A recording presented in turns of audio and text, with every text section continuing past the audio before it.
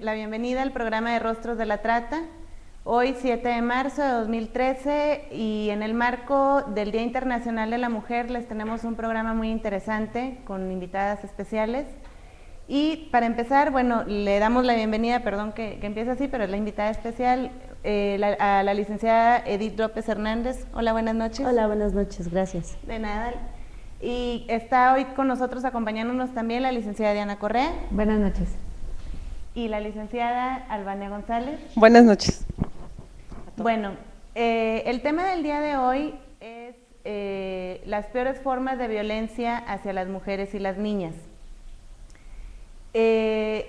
Una de las peores formas, por un lado, es el feminicidio. Entonces, le voy a pedir a la licenciada Edith López Hernández que nos platique de manera clara, a lo mejor que nos ayude a despejar muchas dudas que muchas personas podemos tener. Edith, ¿qué es el feminicidio? Bueno, el feminicidio es el asesinato o la privación de la vida de las mujeres por razones de género.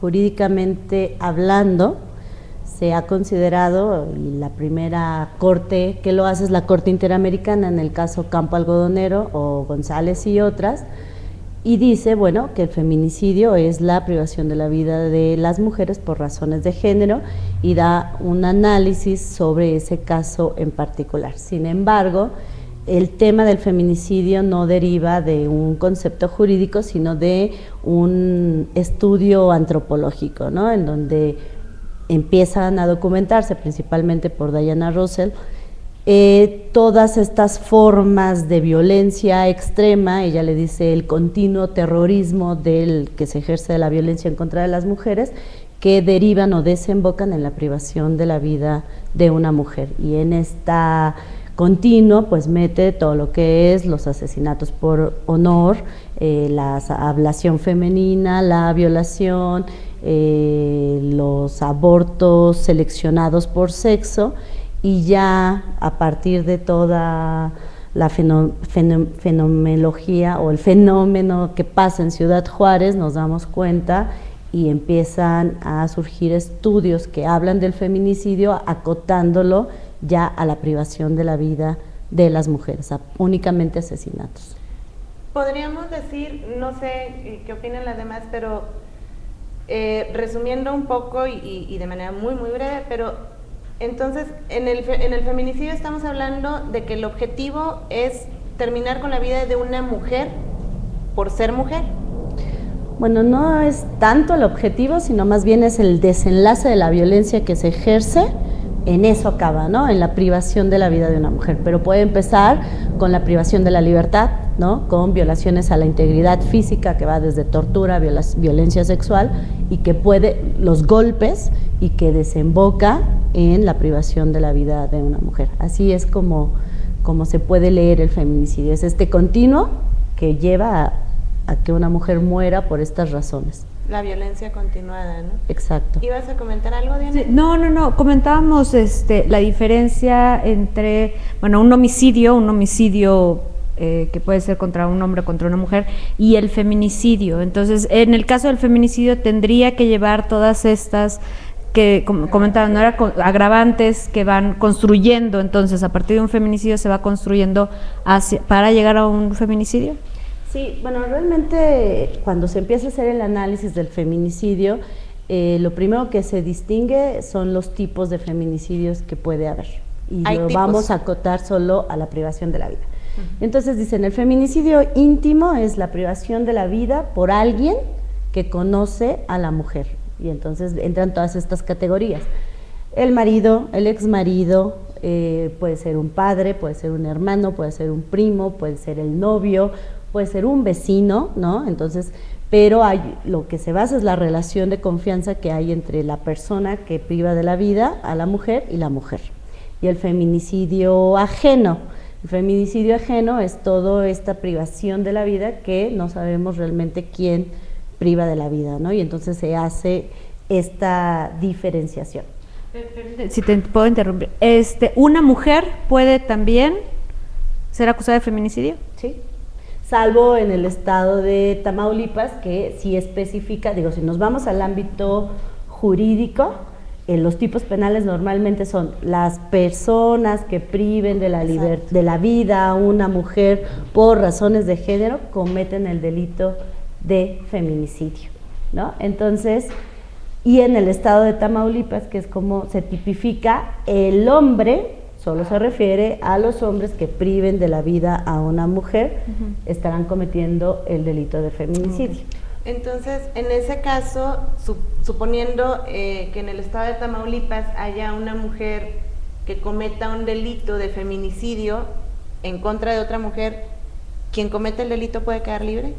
No, porque sigue siendo privación de la vida, es decir, sigue homicidio, habiendo el delito de homicidio, ¿no? Simplemente no se va a visibilizar ni a investigar con las características que se investiga el feminicidio, ¿no? Pero más allá de eso, cómo se llega a la tipificación del feminicidio, y no, algunos estados agravan, ¿no? Dicen, el feminicidio es el homicidio de una mujer y lo agravan, y otros estados dicen, no, es un delito autónomo, ¿no? ¿Esto qué quiere decir? Que va más allá del homicidio, lo que les decía, y que los bienes jurídicos tutelados no solo son la vida, también son la integridad, también es la seguridad, también es la libertad, y dicen es un delito pluriofensivo porque cuando se comete no solo se está privando de la vida a la mujer, sino se le privó de todas las demás, los demás bienes jurídicos tutelados como la vida, la integridad, la seguridad.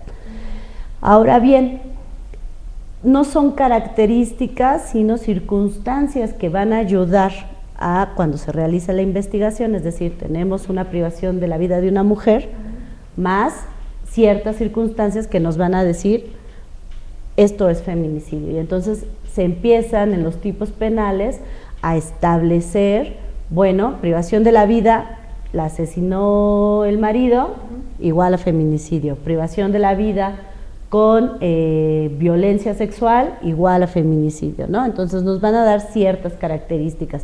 Cuando no encontramos estas características, pues no estaremos propiamente hablando de feminicidio, sino de homicidio.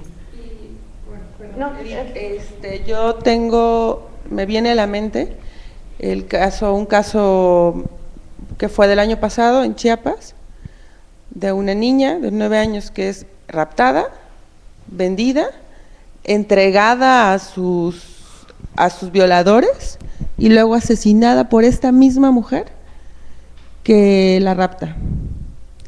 Y bueno, el caso, hace 2 o 3 días esta persona es absuelta del delito de feminicidio.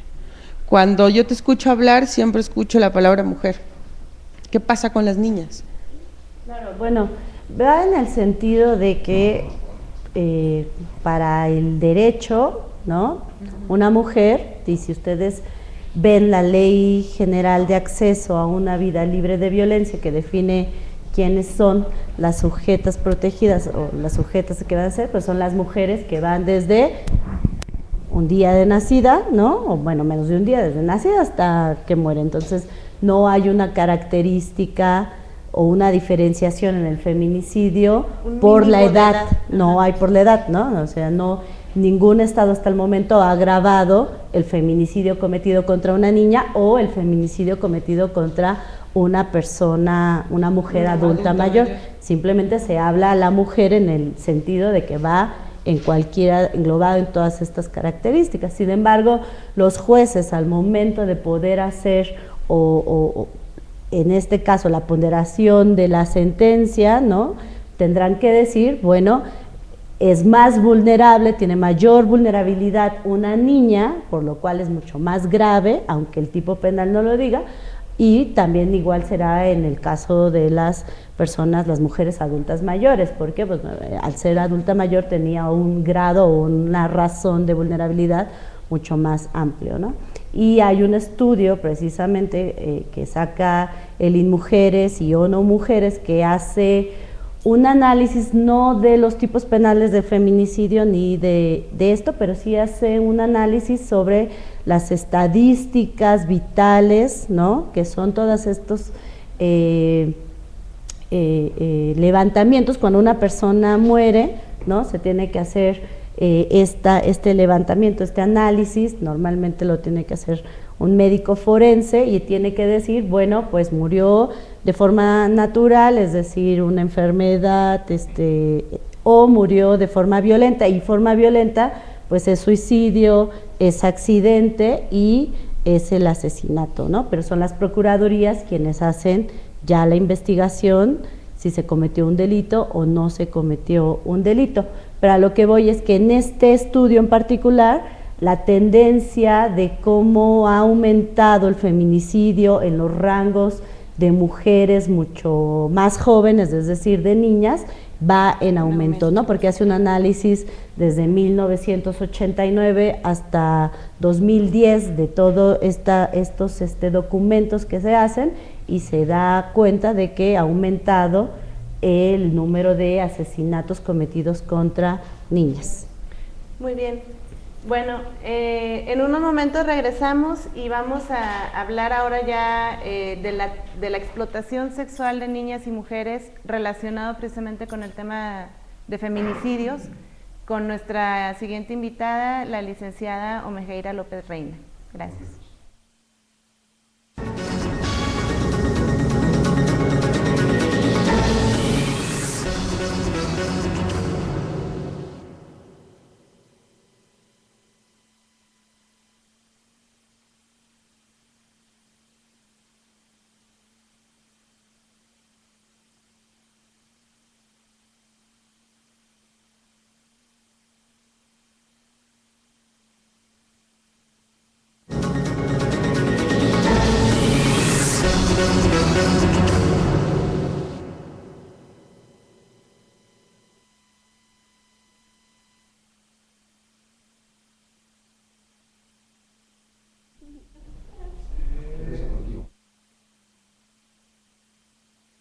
Buenas noches, ya regresamos, aquí está con nosotros la licenciada Omejeira López Reina, bienvenida. Gracias por la invitación. Al contrario, muchas gracias por estar aquí. Estábamos platicando, definiendo y exponiendo con la ayuda de la licenciada Edith López lo amplio y lo preciso del término de feminicidio.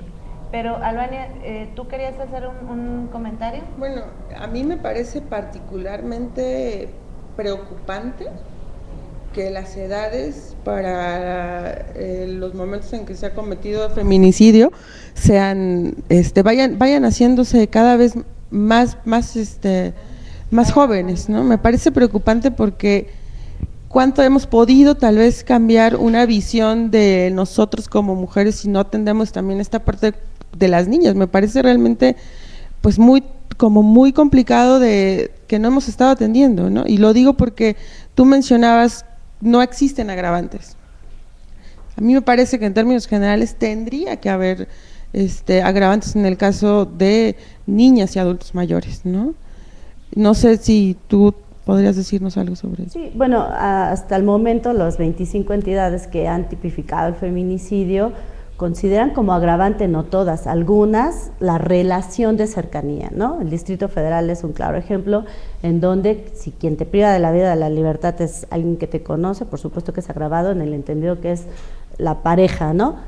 Pero no hay un agravante específico por la edad, ¿no? Eso no hay y sí hay una tendencia que va en aumento, sin embargo, el rango mayor de asesinatos de mujeres que caen en esta característica o en estas circunstancias que se han definido para poder decir esto es feminicidio, siguen siendo mujeres jóvenes, ¿no? O sea, no ha aumentado el número de niñas, pero siguen siendo mujeres entre 16 y 30 y tantos, ¿no? Ese es el rango más amplio de víctimas de este delito. Que también podríamos hablar en el tema de trata de personas, específicamente de explotación sexual de niñas y mujeres, no sé, creo que también la tendencia a la alza entre los rangos menores de edad, o mejor dicho, podemos hablar de que las víctimas cada vez son más pequeñas. Sí, así es. Yo creo que la ley general recientemente aprobada nos da una garantía de mayor seguridad hacia el menor, ¿sí? Sin embargo, bueno, los resultados y los informes y diagnósticos que se han hecho pues nos han reflejado que la mayor parte de las estadísticas son entre niñas y jóvenes de una edad efectivamente entre los 14, 35 años de edad, ¿no? Entonces, que muchas de ellas son víctimas de explotación, otras pues ya son de venta y muchas caen desafortunadamente en la muerte, ¿no? Entonces, que es un tema que justo comentábamos hace unos minutos, ¿no? ¿Qué pasa cuando son víctimas de trata, son niñas, mujeres, adolescentes, víctimas de trata de personas, que cuando dejan de ser personas que les aportan, que remuneran a las redes de trata, son asesinadas, ¿no? Y entonces también hay ahí como trata de personas desencadena muchas ocasiones en feminicidios. Lo que pasa es que una mujer o un hombre o un menor que sea víctima de trata, pues es totalmente rentable. Cuando ya no le es productivo, ya no rinde económicamente al tratante, pues es desechable, ¿no? Y muchas de ellas pueden ser, se convierten, son víctimas de homicidios, o son asesinadas fácilmente, ¿no? Desechables, básicamente. Bueno, y también, perdón. Diana. Tenemos aquí dificultades. Sí. Es que justo eso decíamos, o sea, de repente, si encuentran a la persona muerta, bueno, pues es un homicidio, o si es una niña o un adolescente o una mujer, es un feminicidio. Pero entonces ya no se ve de dónde salió, o sea, si estuvo víctima de trata. Ya no, la investigación ya no va más allá.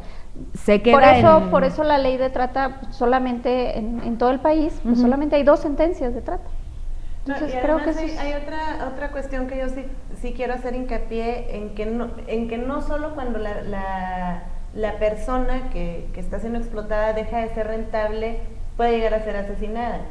Simplemente si le estorba al tratante, y si le estorba es porque por ahí hubo algún señalamiento y no se le dio el seguimiento adecuado con toda esta contención de, bueno, hacer la denuncia, pero también un acompañamiento y todo.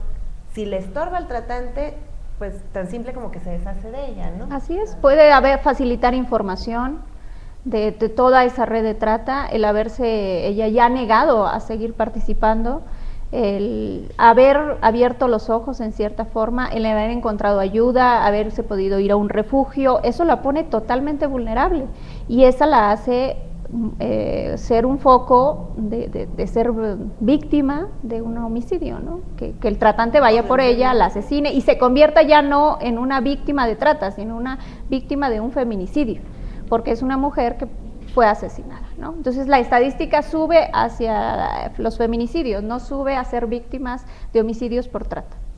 Pero bueno, no sé qué opinen las demás, pero creo que estamos en un momento en el que creo que pudiera ser de los peores casos, porque está una persona que es mujer que fue asesinada y no se le investiga ni como feminicidio ni como probable víctima de trata, simplemente es una persona muerta y bueno, pasa a formar parte de una estadística.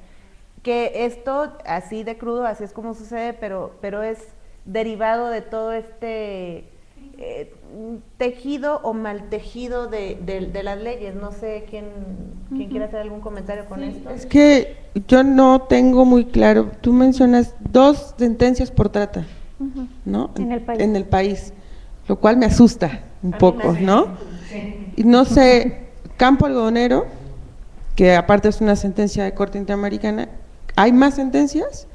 O sea, como... Bueno, en el tema específico de feminicidio a la Corte Interamericana llegó Campo Algodonero. Guatemala está en puerta con un caso también de feminicidio. Y próximamente el caso de Lilia Alejandra de Norma Andrade, pues está ya en la Comisión Interamericana, es decir, a la Corte Interamericana solo ha llegado un caso, lo cual es muy importante, ¿no? Porque es un caso que ayuda a dar, no solo para México, sino para toda América Latina, dar luces de dónde están las deficiencias en las investigaciones relacionadas con los temas de feminicidio, y sobre todo no con los temas de feminicidio, lo que les decía, cometidos por personas que conocían a la víctima, sino con personas desconocidas, ¿no? Todo, dónde están todo, y que manda a una serie de hacer protocolos de investigación, cambiar la manera en que se investiga e incluso capacitar a las personas que investigan, ¿no? Que eso es sumamente importante porque las negligencias iban desde actos de discriminación hasta actos de omisión. Ahora bien, el cruce del feminicidio con trata hace efectivamente que sea muchísimo más complejo el tema de la investigación, y si cruzas el tema de feminicidio, trata, delincuencia organizada, pues haces todavía que el tema se vaya a un grado de complejidad que no, si la ley bien da un marco suficiente o un marco necesario para hacer las investigaciones, realmente falta mucho más que una ley, falta capacitación, falta especialización. Entonces sí es importante que todo el tema de precisamente el cruce del feminicidio con el tema de trata, realmente no existen documentos oficiales, ¿no?, que nos den ese cruce, ¿no? Hay, lo que les comentaba hace rato, hay breves investigaciones que empiezan a hacer las organizaciones señalando: mi hija está ausente, está desaparecida, hay indicios de que fue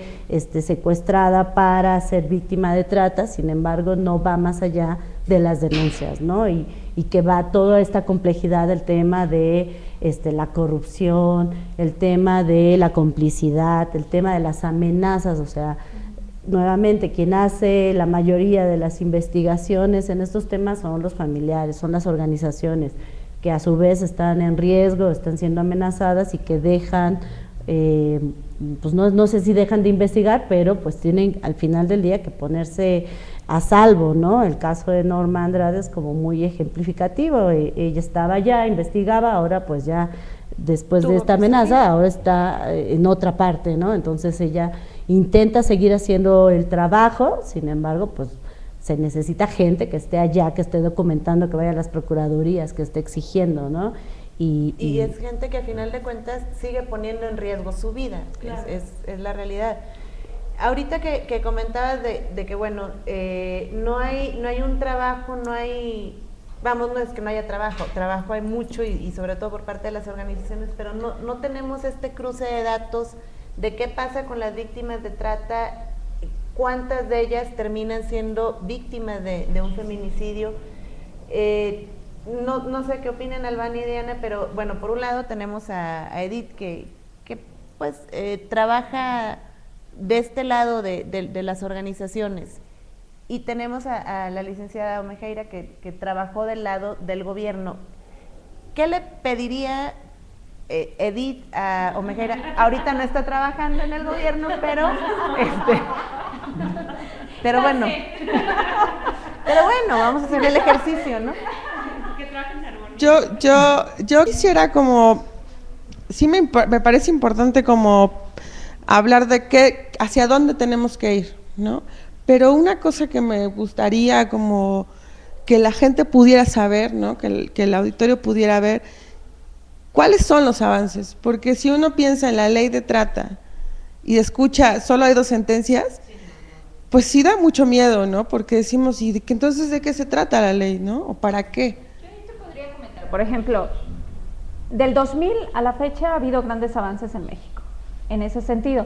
Sin embargo, falta muchísimo por hacer porque es un problema muy fuerte que hay, ¿no? Efectivamente, solamente hay 2 sentencias en el país, pero la ley fue aprobada y publicada recientemente, en junio del año pasado.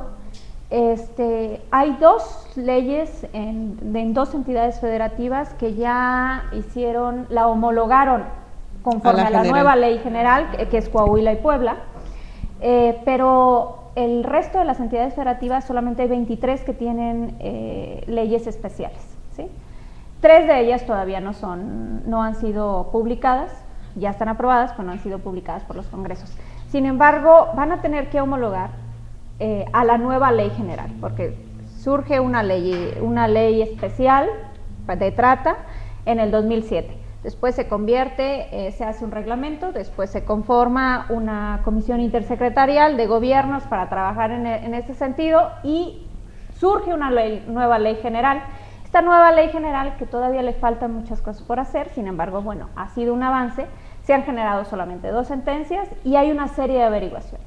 La nueva ley general ahora obliga a todas las entidades federativas a tener que tener fiscalías especiales, tener un fondo específico para atención a víctimas y reparar el daño, ¿no? Situación que en México estamos todavía muy retrasados en políticas públicas de esa materia, ¿sí?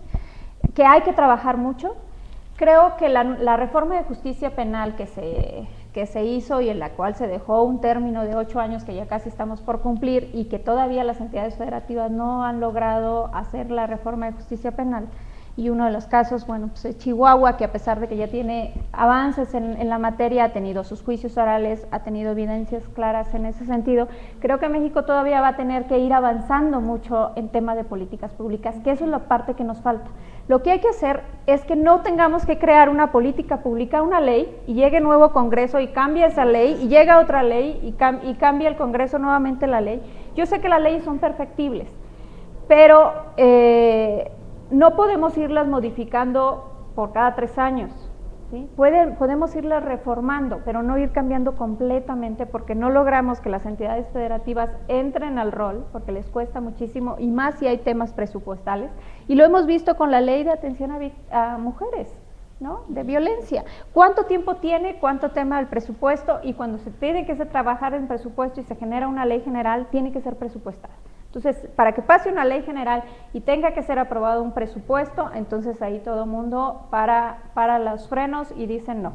Ese trabajo costó con la Ley General de Trata, porque la nueva Ley General de Trata ahora te establece un fondo de atención a víctimas, ¿sí?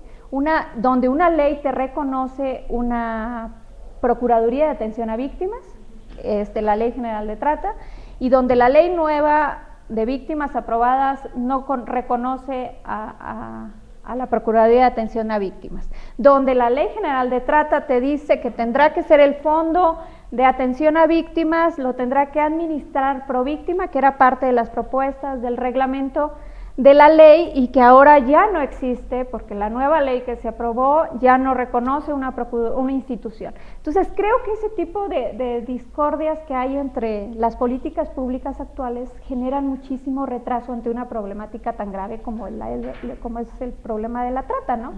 Va más allá y que va en aumento y que va ligada con el tema de los feminicidios, que la de violencia de mujeres, que ya va a ir aumentando el rango y donde ya vemos a menores secuestrados, donde vemos a niños en grave problema de alerta de sustracción, de secuestro, donde ya el número de víctimas va a ir en aumento, donde en México no existe una ley de reparación de daño, donde tenemos 4 sentencias de la Corte Interamericana y no tenemos una ley específica para reparar daño.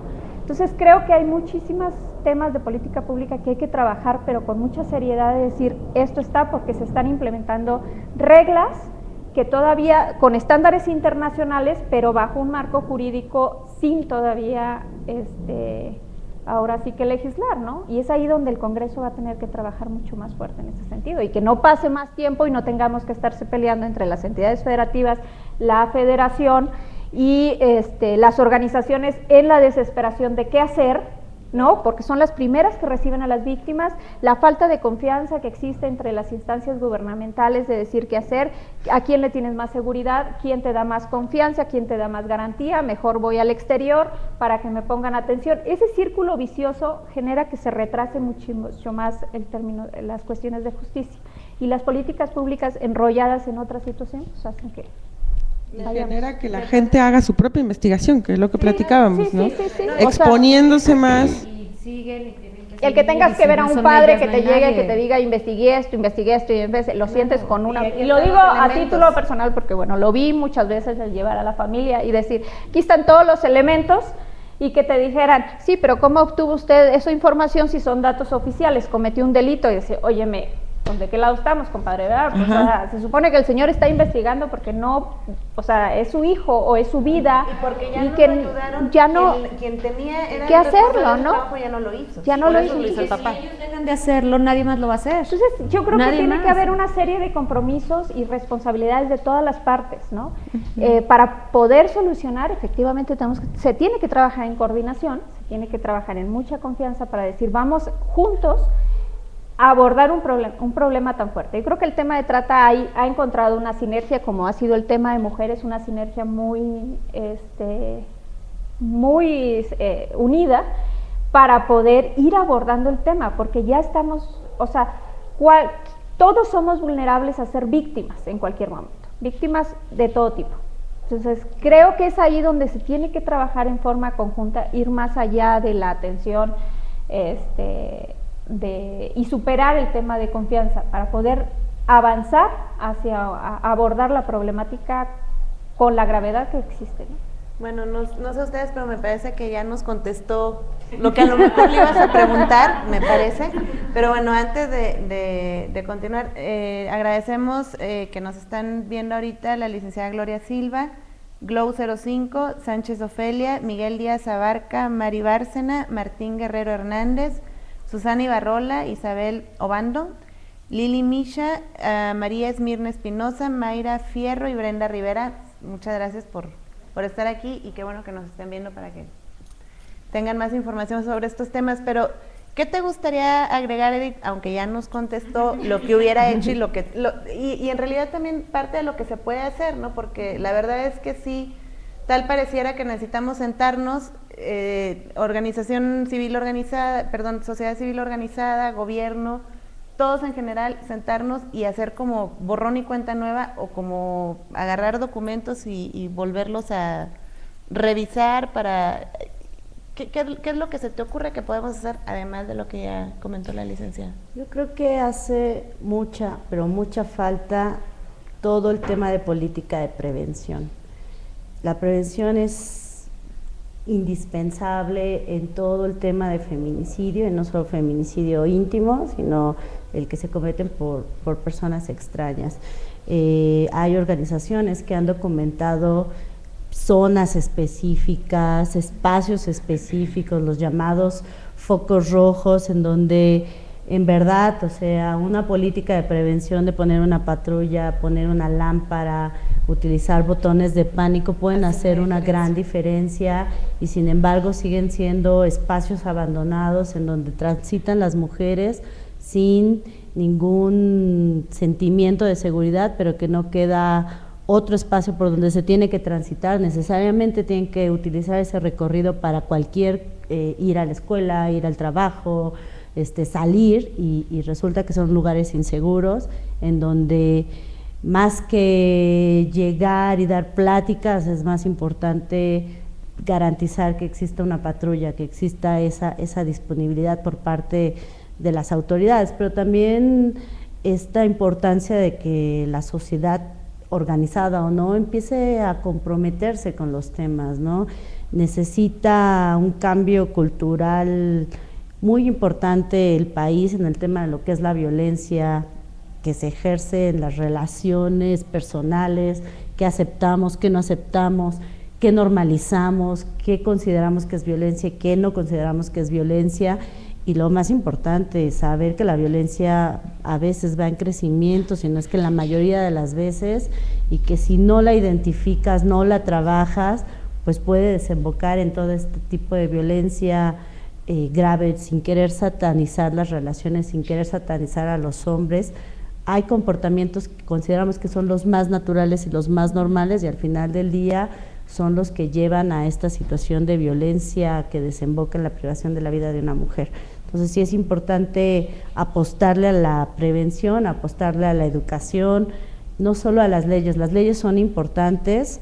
En el tema de feminicidio, el 2011 fue un avance espectacular, o sea, en cuestión de un año se logró que 25 entidades tipificaran, algunas bien, algunas mal. El Código Penal Federal también ya contempla el tipo penal de feminicidio, se están haciendo protocolos de investigación, algunas están creando agencias especializadas para investigar estos delitos, otras tienen fiscalías, o sea, se están haciendo cosas, se está construyendo el marco, se necesita especialización, sí, se necesita sensibilidad en el tema, pero más de sensibilidad es una capacitación verdadera en todo lo que significa investigar y trabajar con este tipo de tema, ¿no? Sí. Y capacitación a todos los niveles, a todos los servidores públicos involucrados, que no nada más son los ministerios públicos, Exacto. también son los médicos, las enfermeras que las atienden, es toda una cadena, los maestros, las maestras, es toda una cadena.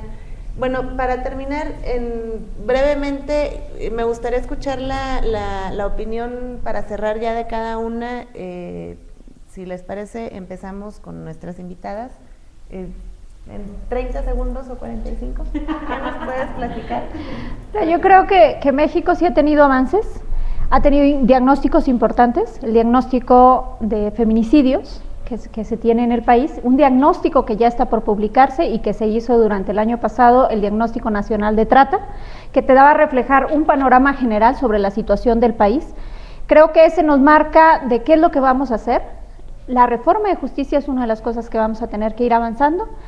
Más allá de las políticas públicas que tenemos que hacer, la prevención, la sensibilización del tema, tanto en el tema de mujeres de violencia como se ha hecho, como en el tema de trata. Yo creo que los padres de familia tenemos que hacer una gran conciencia en los hijos de lo que es la trata, porque crees que puedes tener a tu hijo muy seguro porque está en casa, pero puede estar en internet, en la computadora, en su cuarto, y puede ser en ese momento víctima de trata. ¿Sí? Puede ser enganchado y en cualquier momento puede ser sustraído de la habitación. Esa es la sensibilización que tenemos que crear en todos los que están en sus hogares, desde los padres de familia hasta los funcionarios públicos que ejercen la procuración de justicia, en el sector salud, en el sector educativo, en todos los sectores va a ir más allá la prevención y la capacitación, pero es uno de los grandes trabajos y retos que México va a tener que enfrentar, más allá de las políticas que va a tener que ir avanzando poco a poco. Muy bien, Edith. Yo creo que el tema de violencia contra las mujeres sigue siendo un tema en el que se tiene que trabajar. El eslogan de este año del Día Internacional de la Mujer es más importante porque es una promesa, pasemos a la acción, ¿no? Es decir, empecemos a construir todo este endamiaje que se necesita desde transformación cultural, políticas públicas, marco jurídico, sociedad comprometida para realmente hacer este cambio y empezar a hacer estas transformaciones necesarias. No solo México, sino todo el mundo, vemos día a día temas de violencia extrema contra las mujeres, violaciones tumultuarias, asesinatos de niñas, tráfico de todo tipo, ¿no? Entonces sí es importante que empecemos a caminar hacia allá con este tipo de espacios que difunden la información, son de vital importancia porque los medios de comunicación juegan un papel trascendental de lo que recibe la ciudadanía y de la manera en que se informa. Y de la manera responsable en que también se debe informar. Diana. No, yo, bueno, primero agradecerles que nos hayan acompañado y que nos hayan ilustrado en este tema, pero realmente me quedo mucho con esta parte de sensibilización. O sea, creo que tanto la trata de personas y en este día en particular el feminicidio, es muy importante que todos nos hagamos responsables quizá de la parte que a nosotros nos toca. O sea, justo en nuestras casas, en nuestras comunidades, en nuestro lugar de trabajo, y bueno, todos podemos en algún momento ser víctimas, hombres y mujeres, y niñas, niños y adolescentes podemos ser víctimas en algún momento, y me parece igual muy importante que hayan venido, que nos hayan compartido sus experiencias y más que lo tienen de primera mano. Compartir la información. Albania. Muy brevemente, muchas gracias, también les agradezco mucho que hayan aceptado, muchas gracias, agradezco mucho que hayan aceptado la invitación.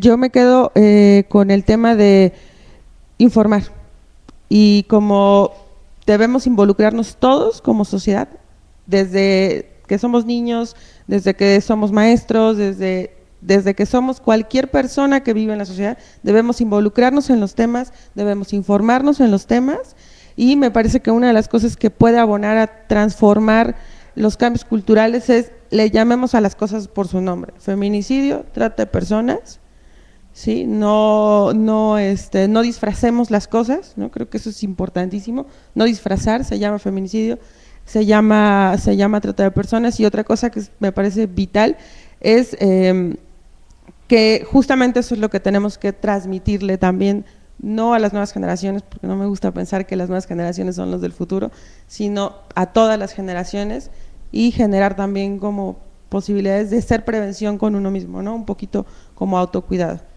Y eso sería como… Bueno, pues igualmente les agradezco mucho que hayan podido acompañarnos hoy aquí en este espacio. A todos y todas las personas que nos están viendo en este momento también les agradezco mucho. Solo quiero agregar a todo esto respeto a las personas, respeto a la dignidad humana.